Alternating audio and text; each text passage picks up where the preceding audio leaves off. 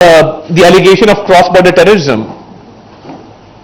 The Pakistani territory, the line of control, is more than 100 kilometers away from the Pahalgam site. Now, how is it possible that they could not detect any movement which they alleged was there?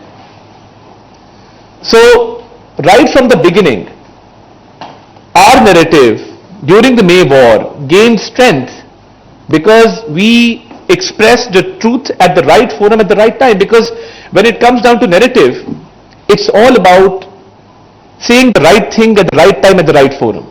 There is no one size fits all. So there has to be a specific, a detailed campaign with regard to what your strategic narrative is.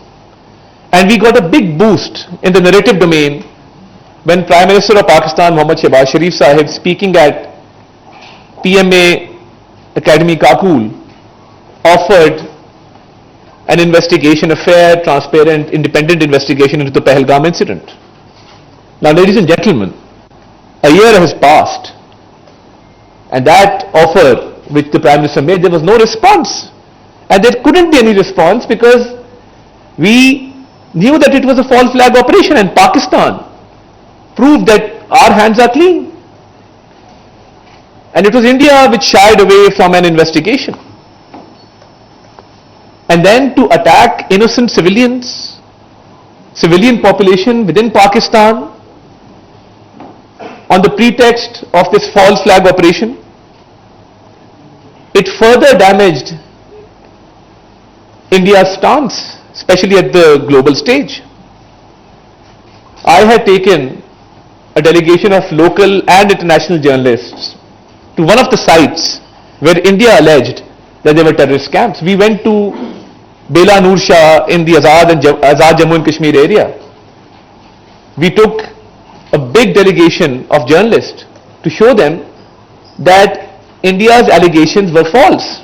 And the next day we were supposed to go to Muridke and Bahawalpur, but these unfortunate attacks took place. So we were well within our right under the UN Charter to respond in a firm and decisive manner as we did. And in the narrative domain, we were addressing the international media because we had a lot to tell to the world. Because you see, when I say that Pakistan has been a frontline state against terrorism, or a shield or a wall between the terrorists and the rest of the world, when one Pakistani lays down his or her life, it is for the motherland, yes. But then laying down that life makes the world a safer place. No other country has to its credit 90,000 lives laid down. Hundreds of billions of dollars of economic losses suffered. So how can a country which is countering terrorism be blamed for terrorism? And who is pinning this blame on Pakistan? A country which is responsible for the assassination of Sikhs across the globe? A country which is responsible for the assassination of Hardeep Singh Najjar in Canada? There are allegations of assassinations in US, UK, Canada, the world over. Transnational regression, transnational assassinations are taking place. So my question was, when I addressed the international media, that one country is combating terrorism and the other country is promoting terrorism, and I do not say this on mere conjecture. I have substantial evidence to back my arguments. Wasn't Kulbhushan Yadav captured in Pakistan? Wasn't he involved in terrorist activities? So when an Indian spy is captured red-handed within the territory of Pakistan and he is detained, and it is proven at the international level that he was in fact involved in these activities, then which country is promoting terrorism? So our task with regard to the narrative domain was telling the truth to the world in an effective manner, and we did that at the right time, at the right forum. On the other hand, the Indian media and the Indian government made claims during this May war which were absolutely absurd. And I must also commend the role of the Pakistani media, the Pakistani academia, the Pakistani intelligentsia. Our media channels, our social media, our analysts, our anchor persons, our reporters made us look very good at the global stage, because at one hand you had the Indian media indulging in war hysteria, in war mongering, and we had this theatre of sorts going on in which they had destroyed the port of Lahore, which is a landlocked city, the port of Multan, which is also a landlocked city. So we saw these absurd claims being made, and we saw that Pakistani media was giving out information which was 100% authentic, which was verified, and which could not be contradicted at any level. And what was the reason? Because there was complete unanimity. There was a smooth flow of information, uninterrupted flow of information between the state institutions and the private sector media. And I was thinking that we grew up with a certain sense of patriotism. What about the Gen Z? How would they respond in this situation? But I tell you that our younger generation has made us so proud that when during this heat of war, they started their own meme war. Now the whole world was wondering that you have missiles and bombs flying around, and you have the Pakistani youngsters sitting on their keyboards and their smartphones making these memes. And the enemy was wondering that war is a serious business, what is Pakistan doing to us? And Alhamdulillah, we were at the top of our game. So when it came down to the narrative game, when it came down to the actual war, the conventional war, when it came down to diplomatic efforts, our foreign office, our foreign ministry, all state institutions, because we had a lot of truth to tell to the world, and we told it the right way. So I think we were, Alhamdulillah, at the top of our game. On the other hand, the enemy, they kept making mistake after mistake.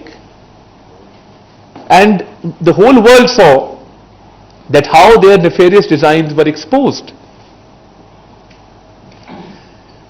And as I said, the civil military leadership being on one page and being united, and that was true for every level. So that unity really helped us tell the world what we meant. And I must pay tribute to Field Marshal Sayyid Asim Munir and his bold and courageous leadership. And the way Pakistan responded, it lifted the spirit of the entire nation.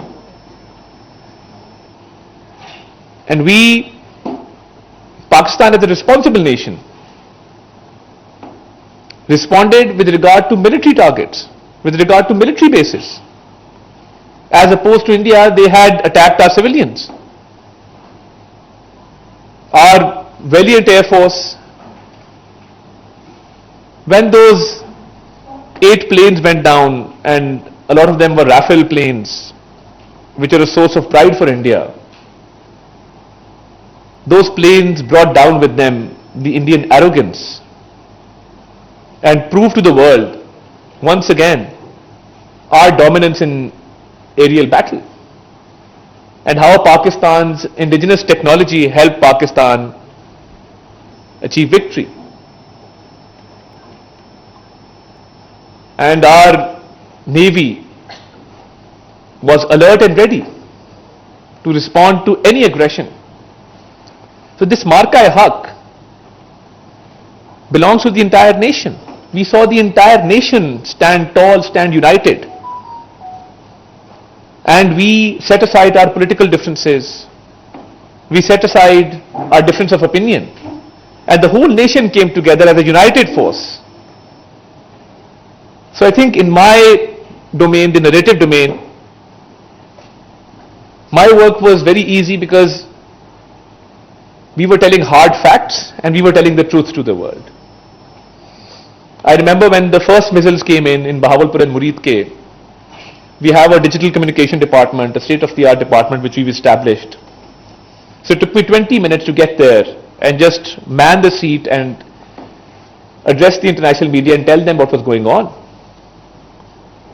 So Pakistan was not only well within its right, but I think we had a lot of support from the people of Pakistan, because the people of Pakistan were standing behind their armed forces, behind the government. And the whole world saw that starting from the false flag operation of Pahalgam and the baseless allegations made against Pakistan, Pakistan played all its cards right. And you've seen the aftermath of Marka-e-Haq. The nation till today stands united, and you've seen the kind of respect and dignity that Pakistan has earned